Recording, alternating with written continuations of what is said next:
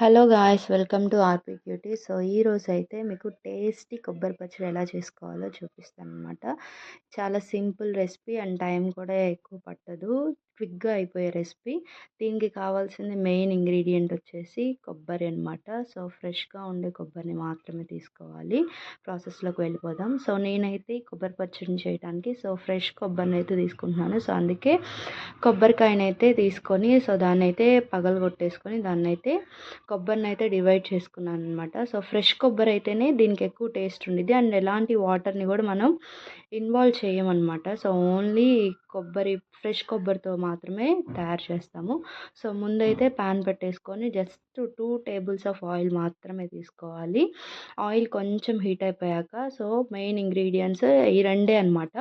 పచ్చి శనగపప్పు అండ్ అలాగే మినప్పప్పు అనమాట. సో, ఈ 2 ఏంటంటే ఎక్కువ టేస్ట్‌ని ఇస్తాయి పచ్చడికి అండ్ ఎక్కువ కూడా ఏంటంటే ఓన్లీ 2, 3 డేస్‌కి మాత్రమే నిలవ ఉండే పచ్చడి. సో, క్విక్‌గా చేసుకుంటున్నాం కాబట్టి మనం ఎలాంటి నిల్వ ఉండే ఐటెమ్స్ ఏమి వాడమనమాట. సో, చాలా సింపుల్‌గా అయిపోయే రెసిపీ. చాలా బావుండిద్ది. ట్రై చేయండి. క్విక్‌గా అయిపోయిద్దనమాట.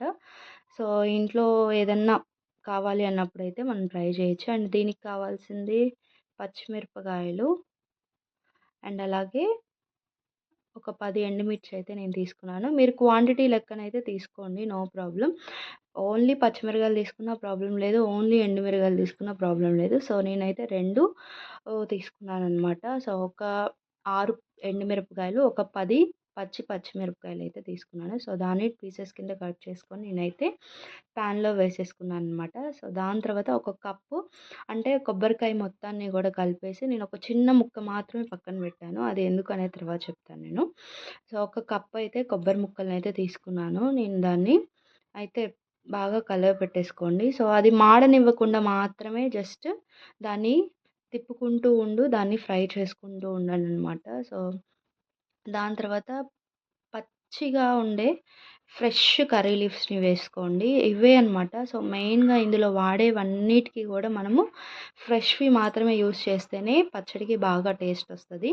నార్మల్‌గా అయితే మనకి రోకలి రోలు ఉంటే మనం దంచేసుకోవచ్చు. నాకంత టైం లేదు కాబట్టి నేనైతే మిక్సీకి వేసేసుకుంటున్నాను. సో, అవి పక్కన పెట్టేసాక సేమ్ ప్యాన్‌లోనే ఇంకొక టేబుల్ స్పూన్ ఆఫ్ ఆయిల్ తీసుకొని మనమైతే ఒక కప్పు టమాటో అంటే నేను 3 టమాటోస్ తీసుకున్నాననమాట. సో, పండువి. ఆ 3 అయితే బాగా వేయించేసుకోండి. అలా అని చెప్పేసి బాగా ఓవర్ హీట్ అయితే చేయొచ్చు. జస్ట్ అలా ఒక్కసారి తిప్పేసుకొని, ఒక్కసారి మూత పెట్టేసుకోండి. దాని తర్వాత ఒక్క స్పూన్ ఆఫ్ సాల్ట్ వేసేసుకొని దాన్ని మగ్గబెట్టేసుకోండి. అండ్ చూసారా? ఆ యొక్క లేయర్ సెపరేట్ అయ్యేదాకా మాత్రమే వేయించేసుకోండనమాట. Quick recipe. అండ్ దీన్ని పక్కన పెట్టేసాక ముందుగా వేయించుకున్న వాటన్నిటిని కూడా తీసేసుకొని మిక్సీ పట్టేసుకోండి. అండ్ ఎంతోమంది ఇష్టంగా తినే రెసిపీ అనమాట. సో, చాలా క్విక్‌గా అయిపోయిద్ది. సో, చూసారా ఎలా ఉందో? దాని తర్వాత నేను సాల్ట్ అలాగే నేనైతే జీలకర్ర గూడా యాడ్ చేస్తాననమాట. సో, వెల్లుల్లి, సాల్ట్, జీలకర్ర 4 రెబ్బలు మాత్రమే వేశాను. మీ ఇష్టం. ఎక్కువ వెల్లుల్లి తినేవాళ్ళుంటే ఎక్కువైనా వేసుకోవచ్చు. No problem. లేదు అంటే తక్కువైనా వేసుకోవచ్చు. అండ్ అలాగే ఇందులో చింతపండు గూడా వేసుకోవాలనమాట. సో, చింతపండు గూడా మెయిన్ ఇంగ్రీడియంట్ మనకి. సో, చింతపండు వీటన్నిటితో టమాటాస్ వేసే ముందు ఇవన్నీ గూడా వేసేసుకుంటే మనకెలాంటి ప్రాబ్లమ్ అయితే ఉండదనమాట. సో, చాలా బావుండిద్ది. అండ్ దాని తర్వాత నేనైతే తాలింపుకి పెనం పెట్టేసుకుంటున్నాను. సో, ఆహ్, వీటికేంటి అంటే మనకి ఎక్కువ ఆయిల్ కూడా ఏమీ పట్టదు. చాలా క్విక్‌గా అయిపోయే రెసిపీ. మీరు ట్రై చేయండి కంపల్సరీగా.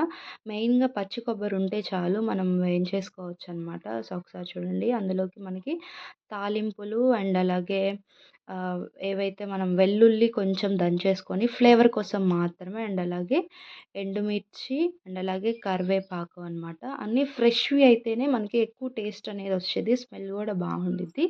అండ్ ఈ చట్నీ మనకి ఇడ్లీలోకి కానీ, చే లేదు దోసల్లోకి కానీ, లేదు పులగమన్నం చేసుకుంటూ ఉంటారు. సో, వాటిల్లోకి కానీ చాలా బావుండిద్ది.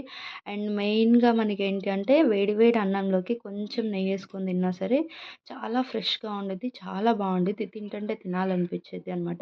నా యొక్క పర్సనల్ ఎక్స్‌పీరియన్స్‌తో అయితే నేను చెప్తున్నాను ఫ్రెండ్స్. ఇది చాలా బావుండిద్ది. ట్రై చేయండి మీరు. ఒకసారి ట్రై చేసి నాకైతే చెప్పండి టేస్ట్ ఎలా వచ్చింది అని చెప్పేసి. అండ్ ఫైనల్‌గా నేనైతే కర్రీ లీవ్స్ వేసేసుకొని లైట్‌గా ఇంగువ అయితే వేసేసుకుంటున్నాను. సో, ఇంగువ అనేది మస్ట్ అండ్ షుడ్ అనమాట. సో, బావుండిద్ది. ఇంగ ఫ్లేవర్ బావుండిద్దనమాట. సో, అందుకని జెప్పేసి నేనైతే లాస్ట్‌లో ఫైనల్‌గా పించ్ ఆఫ్ ఇంగువైతే వేసేసుకుంటాను. సో, అండ్ దాని తర్వాత మనం గ్రైండ్ చేసుకున్న పచ్చడినేదైతే ఉందో అది ఒక బాక్స్‌లోకి తీసేసుకొని నేనైతే తాలింపునైతే దాని మీద వేసేసుకుంటున్నాను. అండ్ ఫైనల్‌గా టేస్ట్ ఎలా వచ్చింది, ఏంటి అని జెప్పేసైతే ఒకసారి మీరు చూడండి. సో, సాల్ట్ సరిపోకపోయినా సరే ఒకసారి మీరు ఫైనల్‌గా ఒకసారైతే కలిపేసుకోండి.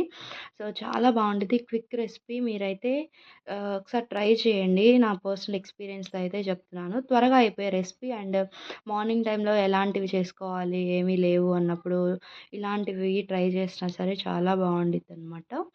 సో, ఇది ఫైనల్‌గా వచ్చిన రెసిపీ అయితే. సో, రెసిపీ అయితే అద్దిరిపోయింది. అండ్ దీన్ని వేడి వేడి అన్నంలో సర్వ్ చేసుకున్నా కూడా చాలా బావుండిద్ది. సో, ఇలాంటి వీడియోస్ కొరకు నా ఛానెల్‌ని అయితే సబ్స్క్రైబ్ చేయండి. అండ్ నెక్స్ట్ ఎలాంటి వీడియో పోస్ట్